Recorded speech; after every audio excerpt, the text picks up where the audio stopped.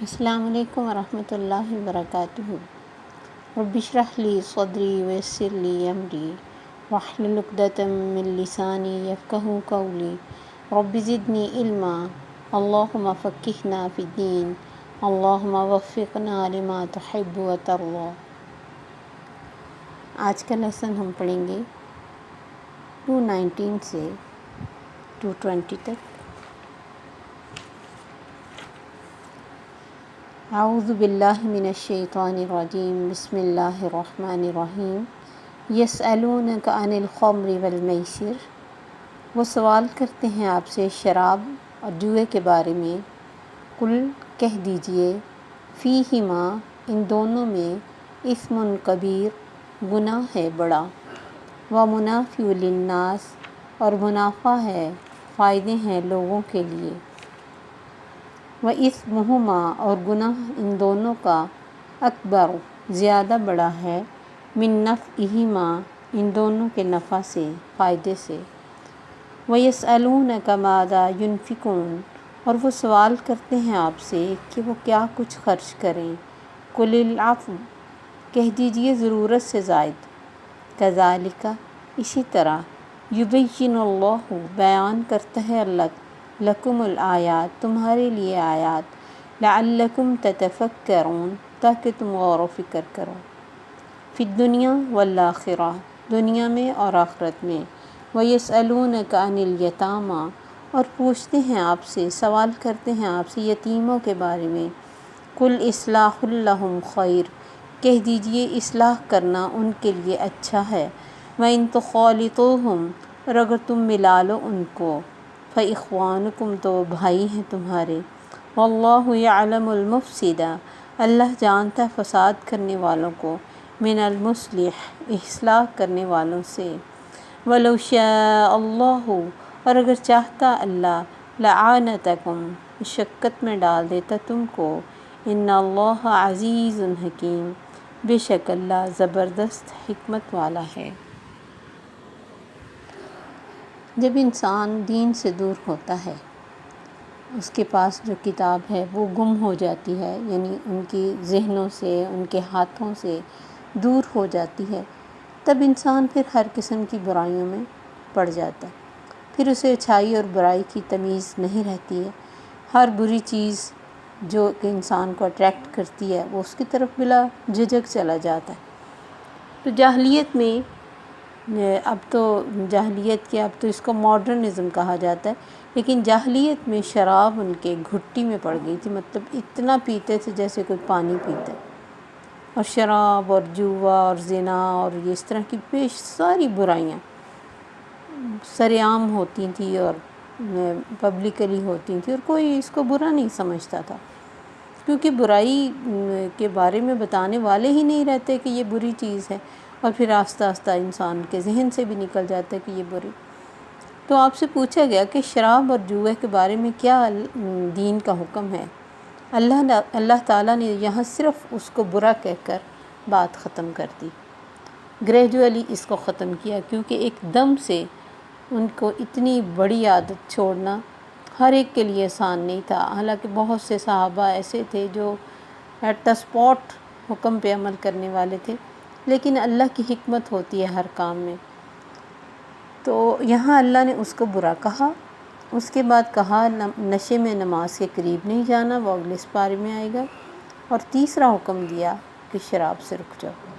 تو اس طرح اللہ نے اسے گریجولی اس سے منع کیا۔ ظاہر ہے اب نماز میں نہیں جانا تو 5 نمازوں میں ٹائم بھی کتنا ہوتا ہے اس کا نشہ اترتے، پھر ظاہر ہے کم کیا ہوگا انہوں نے،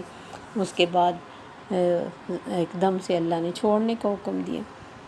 تو دین کے کسی بھی کام پر عمل کروانا ہو، جیسے بچے ہیں، آپ دیکھیں کہ ہمیں نہیں یاد کبھی ہماری امی نے ہمیں چھوٹی نماز پڑھنے کا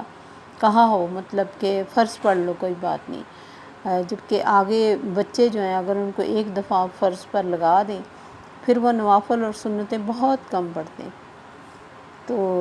ایسی کچھ چیزیں ہوتی ہیں جن میں انسان کو ریلیکسیشن دینی چاہیے، لیکن کچھ چیزیں ہوتی ہیں اس میں ریلیکس کرنا نہیں چاہیے، کیونکہ پھر عادتیں پڑ جاتی ہیں نا۔ تو نماز جو ہے اس کو بچے کو پوری ہی سکھانی چاہیے، چاہے وہ جلدی پڑھے۔ اس چیز پہ میں نے دیکھا کہ لوگ بڑا اس کے بال نظر آ رہے، چھوٹی سی بچی ہوتی اس کے بال نظر آ رہے ہیں، اس نے سجدہ نہیں صحیح کیا، اس نے جلدی نماز پڑھی ہے، اس نے نماز میں دائیں بائیں دیکھا ہے۔ اب یہ دیکھیں کہ آپ کیا چاہتے ہیں کہ وہ چھوٹا سا بچہ بڑے خشوع و خضوع کے ساتھ بڑوں جیسی نماز پڑھے گا؟ اب تو بڑے بھی ہم کتنی اچھی نماز پڑھتے ہیں، آپ بتائیں کتنا ہمارا دھیان ہوتا ہے، نماز کا کچھ حصہ ہی ہے جس میں ہمارا دھیان ہو۔ تو بچے کو سب سے پہلے عادی کرنا ہے، ایک دم سے اسے خشوع و خضوع اور یہ سارا کچھ نہیں دے دینا ہے، صرف نماز کی طرف لے کے آنا ہے، ٹائم پہ لے کے آنا ہے، 5 وقت کی اور پوری نماز کی طرف متوجہ کرنا۔ حالانکہ انسان ریلیکسیشن کے لیے کہتے چلے بچہ پڑھے سے ہی 4 پڑھ لے، لیکن میں نے دیکھا ہے کہ اس میں پھر بڑے ہو کر بھی انسان ڈنڈی ہی مارتا رہتا ہے۔ اور نماز ایسی چیز ہے کہ ہماری نمازیں، چونکہ حدیث میں آتا ہے کہ جن کے فرائض میں کمی ہوگی ان کے نوافل اور سنتوں سے اس کو پورا کیا جائے گا، اور اگر نوافل اور سنتیں پڑھی ہی نہ گئی ہوں تو پھر اس کے بعد آپ سوچیں کہ کس کے ساتھ وہ کمی پوری ہوگی، اور کون کہہ سکتا ہے کہ میری نماز جو ہے وہ ہر لحاظ سے صحیح ہے اور بالکل قبول ہونے والی ہے، کوئی کمی نہیں ہے، ٹوٹلی میں نے دھیان دیا ہے نماز کی طرف۔ بہت مشکل چیز ہے، اللہ ماشاء اللہ اللہ کا کسی کے ساتھ بہت زیادہ لنک ہو جائے تو اللہ ان کو توفیق دیتے تھے، جیسے صحابہ تھے کہ انہیں دائیں بائیں کا پتہ ہی نہیں ہوتا تھا۔ یسألونک عن الخمر والمیسر، اللہ فرماتے ہیں تم سے پوچھ رہے ہیں، یہ مدنی صورت ہے اس لیے اس میں سوالات کیے گئے تاکہ دین کے مطلب مسائل کا پتہ چلے۔ شراب اور جوئے کے بارے میں پوچھتے ہیں، میرے نبی ان سے کہو ان دونوں میں بہت بڑا گناہ ہے، یہ طبی ہی نہیں اخلاقی بھی بہت بڑا گناہ ہے۔ اسم جو لفظ ہے نا وہ اخلاقی گناہ کے لیے بھی آیا۔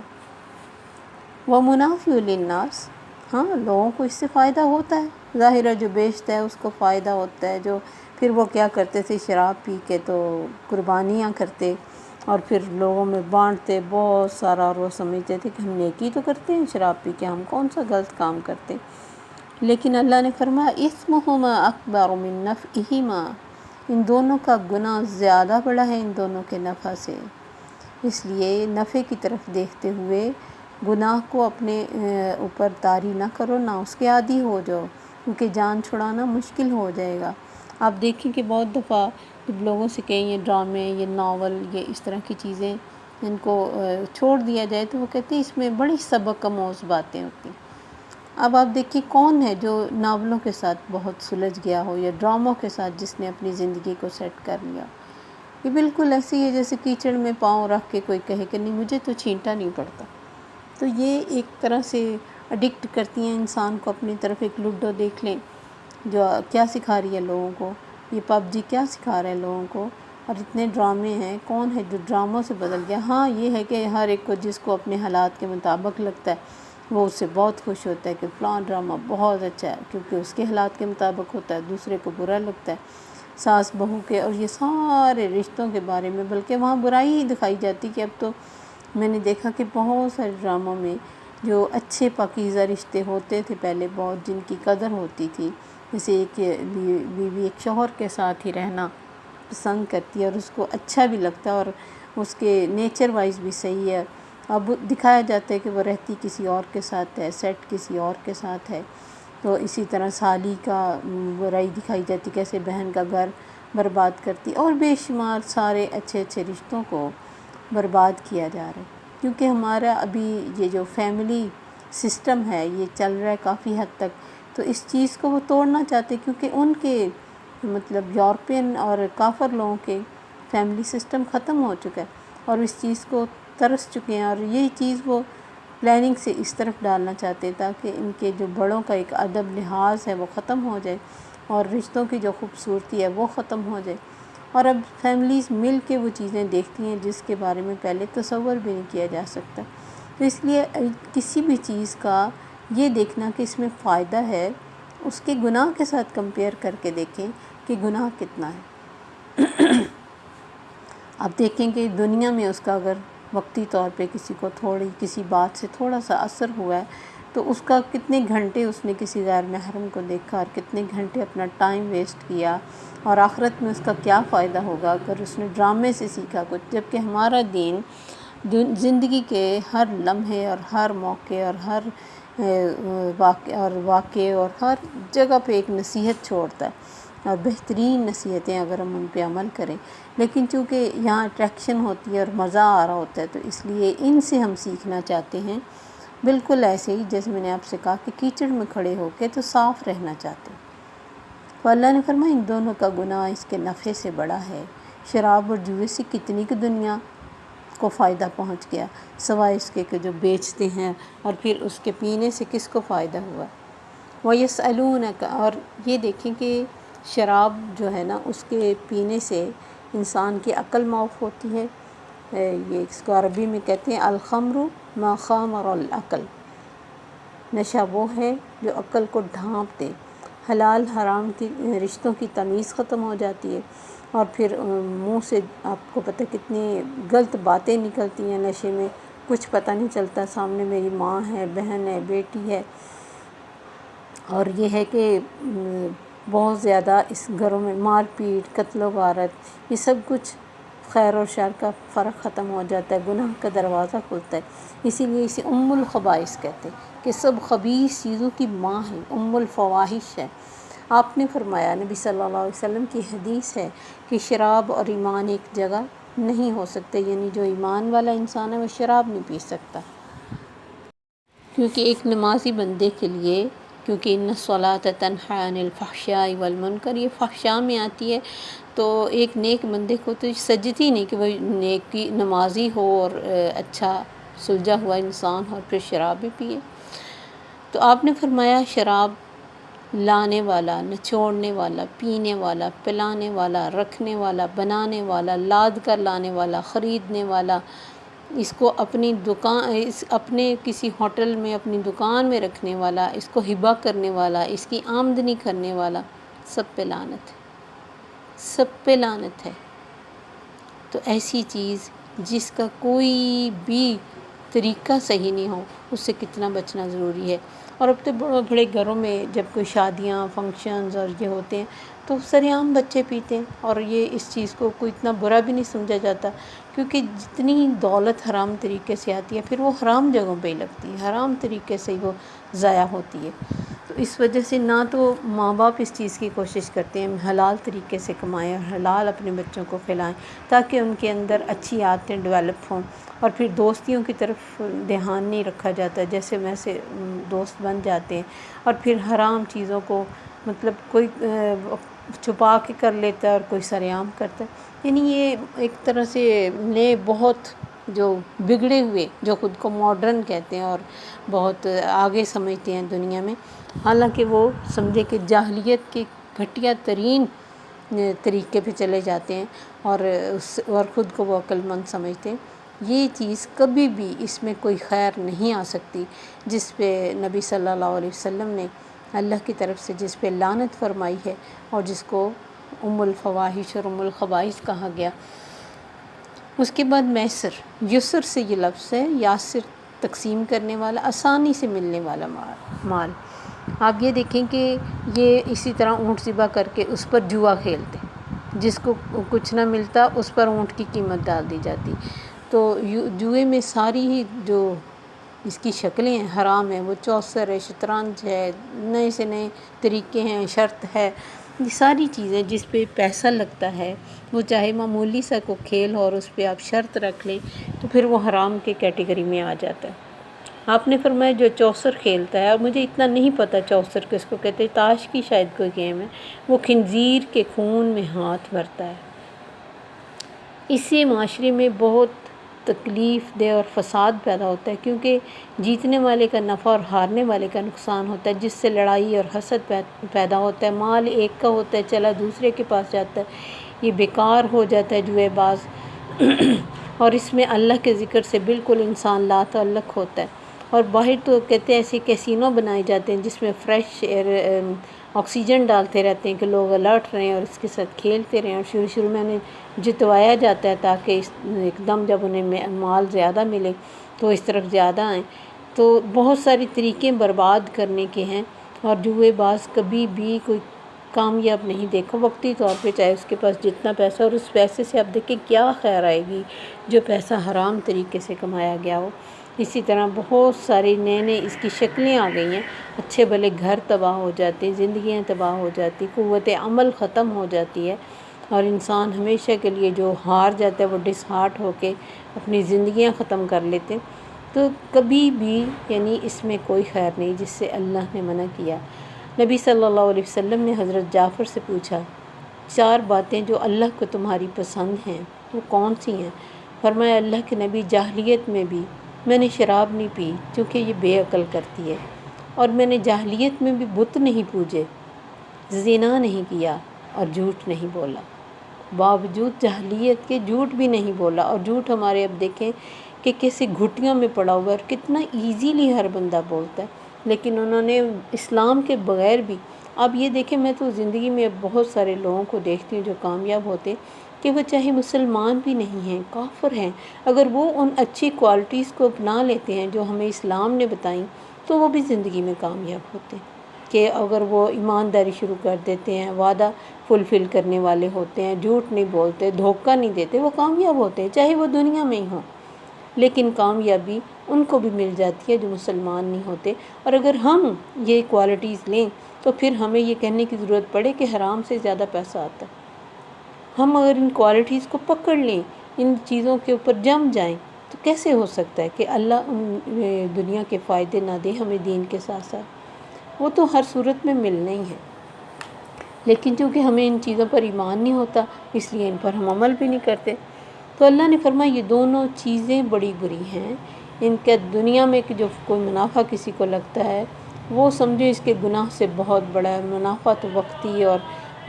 بے حیثیت اور بے برکت ہے۔ وَيَسْأَلُونَكَ مَاذَا يُنْفِقُونَ، آگے سوال ہے کہ کیا خرچ کریں۔ اللہ نے کتنے چھوٹے سے لفظ میں سب کچھ بند کر کے رکھ دیا اور ہمیں دیا کہ کھولو اس کو، قُلِ اللَّهُ، جو ضرورت سے زائد، کوئی لمٹ نہیں بتائی، اتنا کرو اتنا کرو، صرف زکوٰۃ کا ایک طریقہ بتایا کہ 2.5% زکوٰۃ، باقی صدقہ کے لیے اللہ تعالیٰ نے ہمیں وسیع میدان دیا، تھوڑا کر لو زیادہ کر لو، اتنا کرو جو ضرورت سے زائد ہو، تمہیں خود مانگنا نہ پڑے۔ جیسے نبی صلی اللہ علیہ وسلم کے پاس ایک شخص آیا، وہ سونا لے کے آیا انڈے کے برابر کہ اس کو میں نے خرچ کرنا، آپ نے منہ پھیر لیا۔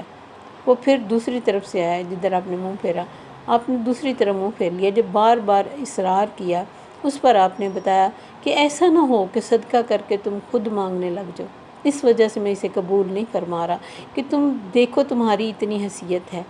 تو یعنی اللہ یہ بھی نہیں چاہتے کہ تم اتنا دو کہ خود کہو کہ بس میں نے اب دے دیا تو اب میں بیٹھا ہوں۔ آئندہ کا لحاظ رکھا جائے گا۔ احکامات کو بیان کرنے کا مقصد ہے کہ غور و فکر کر کے عمل کرو۔ تمہارے پاس ضرورت سے زائد برتن ہے، ضرورت سے زائد کپڑا ہے، ضرورت سے زائد جگہ ہے، ضرورت سے زائد کھانا ہے، دے دو، بجائے اس کے کہ وہ تمہارے پاس پڑا گندا ہو۔ آپ دیکھیں جو کپڑے مدتوں سے آپ کے باکسز میں پڑے رہتے ہیں، وہ آخر میں دیکھتی ہوں کہ مطلب ان کی ایکسپائر ہو جاتے ہیں کپڑے بھی، اور برتن بھی آؤٹ آف فیشن ہو جاتے ہیں، لیکن تب بھی کچھ مائیں اپنی جیسے جہیز کا سامان ہوتا ہے اپنی بیٹیوں کو دیتی، بیٹیاں آگے بیٹیوں کو دیتی، تو کب آؤٹ ڈیٹڈ، اور بے شک بعد میں وہ یونیک بعض دفعہ لگتا ہے، لیکن اس کی پھر ویلیو کیا رہ جاتی، اس کی زندگی کیا رہ جاتی؟ ہر چیز کل من علیہا فان، میں نے دیکھا چاہے کپڑا ہو، چاہے برتن ہو، چاہے گھر ہو، ہر چیز کا ایک ٹائم ہے وہ ختم ہو جاتا ہے، ہمیں دوبارہ اس کو مینٹیننس کرنا ہی پڑتا ہے۔ تو اگر کسی کے پاس جگہ زیادہ ہے، کسی غریب کو اس میں سے تھوڑا سا چھت دے دے سر ڈھانکنے کے لیے، کسی کے پاس کپڑے زیادہ ہیں وہ کپڑے نکال دے، برتن، اپنی ان چیزوں کو، باکسز کو، اپنی وارڈروبس کو، اپنے گھروں کی الماریوں کو، کیبنٹس کو دیکھتے رہنا چاہیے۔ اس میں بہت ساری، ایک تو صفائی ہو جاتی ہے، دوسری بہت ساری چیزیں نکل آتی ہیں جو ہمارے کسی کام کے لیے لیکن دوسرے کے لیے بہت فائدہ مند ہو سکتی ہیں۔ اس لیے اللہ نے یہ چھوٹا سا لفظ کہہ کے بہت کچھ ہمیں سمجھا دیا، اور تم خود دیکھ لو کہ تمہارے پاس ضرورت سے زائد کیا ہے۔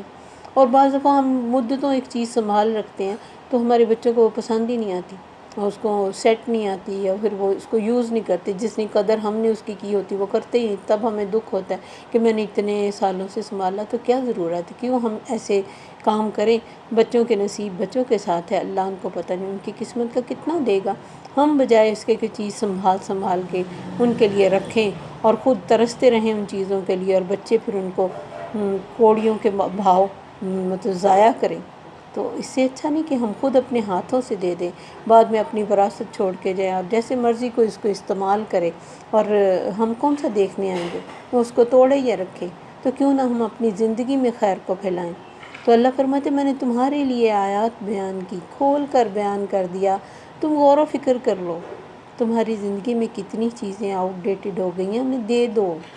تمہارا دینا اس جوڑنے سے بہت بہتر ہو جائے گا، کیونکہ وہ تمہاری آخرت کا ذخیرہ بھی بنے گی، کسی غریب کے گھر میں خوشحالی اور سکون بھی ملے گا، اور کسی کی زندگی بھی ایزی ہو جائے گی، کب تک وہ چیز استعمال کرتے اس کے دل سے خوشی اور دعا بھی نکلے گی، کتنے فائدے ہیں رکھنے سے کہیں بہتر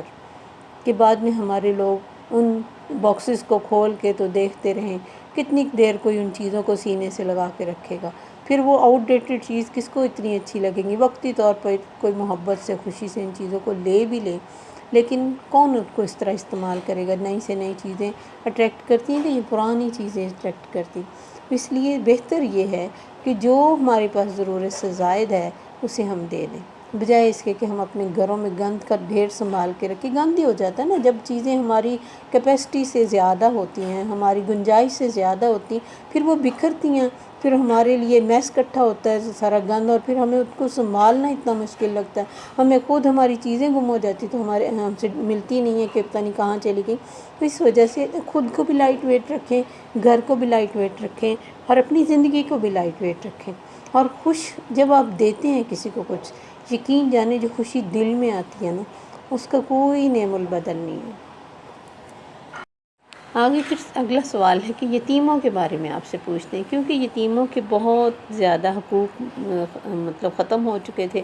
جاہلیت میں، اور یتیموں کے بارے میں بہت جب تاکید کی گئی تو لوگ بڑے کانشیس سے ہو گئے کہ پتہ نہیں، اب ڈرنے لگ پڑے کہ اب ان کے بارے میں ہمیں کیا کرنا چاہیے، بہت سخت گناہ ہے ان کو تکلیف دینا اور ان کی کسی کیئر نہ کرنا، تو شاید ہم کر نہ سکیں۔ تو اللہ نے فرمایا ان کے بارے میں اصلاح کرو، بہتر ہے، ان کی بھلائی کا کام کرو، ان کی تعلیم کا انتظام کرو، ان کی زندگی کو، ان کے مستقبل کو، ہر ایک چیز کو دیکھو، اچھی تعلیم و تربیت کرو، ان کا اصلاح کرنے سے تمہیں منع نہیں کیا۔ وَإِن تُخَالِطُوهُمْ، اور اگر تم اپنے مالوں میں ان کو مکس کر لو، ان کے مال کو بغیر کسی دھوکے کے، اور ان کو کیئر کرو جب تک وہ بڑے اور بالغ نہیں ہوتے ہیں، تو تمہارے بھائی ہیں۔ تم سوچو، ایک بچہ جس کا باپ چلا گیا، اس کے سر سے چھت چلی گئی، یہی موقع کسی پہ بھی آ سکتا ہے، تو جب بھی کسی کے ساتھ کچھ برا چاہو کرنے لگو تو سوچو اگر اس کی جگہ میں ہوتا میں کیا چاہتا۔ وہی حدیث کہ مومن وہ ہے جو اپنے بھائی کے لیے وہ پسند کرے جو اپنے لیے کرتا ہے، تو بیسٹ ہے اس کو اپنے آگے رکھیں۔ اس لیے اللہ نے فرمایا ان کو ملا لو اپنے ساتھ، تمہارے بھائی ہیں۔ وَاللَّهُ يَعْلَمُ الْمُفْسِدَ مِنَ الْمُصْلِحِ، اللہ کو پتہ ہے فساد کرنے والا کون ہے جو ان کو دھوکے کے ساتھ اپنے ساتھ ملاتا ہے، اور کون ہے جو فساد کے ساتھ یہ سارے کام کرتا ہے، اللہ کو سب پتہ ہے۔ آپ نے فرمایا جس نے اپنے گھر میں کسی یتیم کو کھلایا، اللہ نے اس کے لیے جنت کو واجب کر لیا، یعنی اس کو اپنے کھانے میں شریک کر لیا، اور اپنے بچوں کی طرح اس کی کیئر کرنی، اور بچوں کی طرح اس سے محبت کرنی، کیونکہ پیسے سے زیادہ اس وقت ان کو محبت کی ضرورت ہوتی ہے۔ ایک بہت محبت کرنے والی ہستی ان کی زندگی سے چلی جاتی جس کا کوئی نعم البدل نہیں ہے، تو ہم کر کیا سکتے ہیں؟ جتنا بھی اچھا اسٹرگل انسان ان کے لیے کر سکے، اور جتنی ان سے محبت کرے اور انہیں گلے سے لگائے اور ان کی ویلفیئر کا دھیان رکھے، تو ظاہر ہے اس کے لیے اتنا ہی اجر ہے۔ وہ خوش نصیب گھرانہ ہوتا ہے جس میں کوئی یتیم پلتا ہے۔ تو اللہ نے فرمایا تم جو ڈر گئے ہو، ڈرنے کی ضرورت نہیں ہے، مجھے پتہ ہے فسادی کون ہے، ان کے ساتھ برا کون کر رہا ہے، بظاہر اچھے، بعض دفعہ ایسے ہوتا ہے کسی گھر میں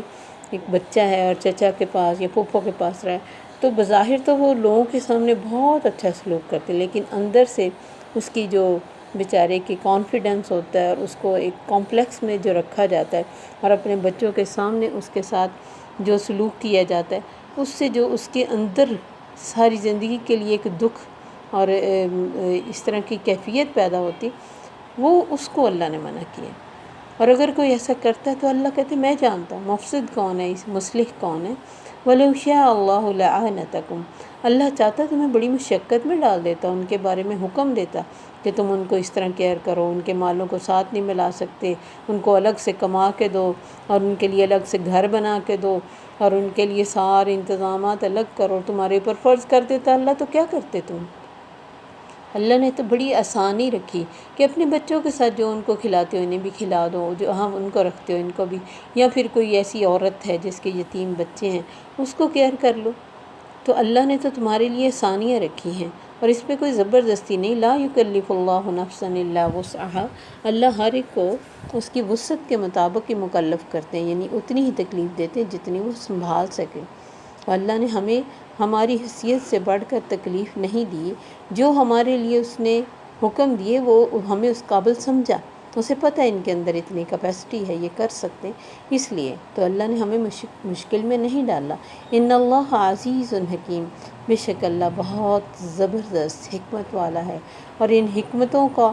ہمیں کبھی سمجھ نہیں آ سکتی جب تک ہم دین کے ساتھ نہ جڑیں اور جب تک کہ اللہ کے حکموں پر عمل نہ کریں۔ اس کی حکمت صرف صحیح طور پر وہی جانتا ہے۔ ہمیں اگر خوشی ہوتی ہے تو اچھے کام سے ہی ہوتی ہے، اور دکھ ہوتا ہے یا اندر کوئی گلٹ ہوتا ہے تو وہ برے کاموں سے ہوتا ہے۔ تو اللہ نے ہر ایک کے اندر یہ رڈار رکھا ہوا ہے کہ اسے اچھا اور برے کا سمجھ آ جائے۔ السلام علیکم ورحمۃ اللہ وبرکاتہ۔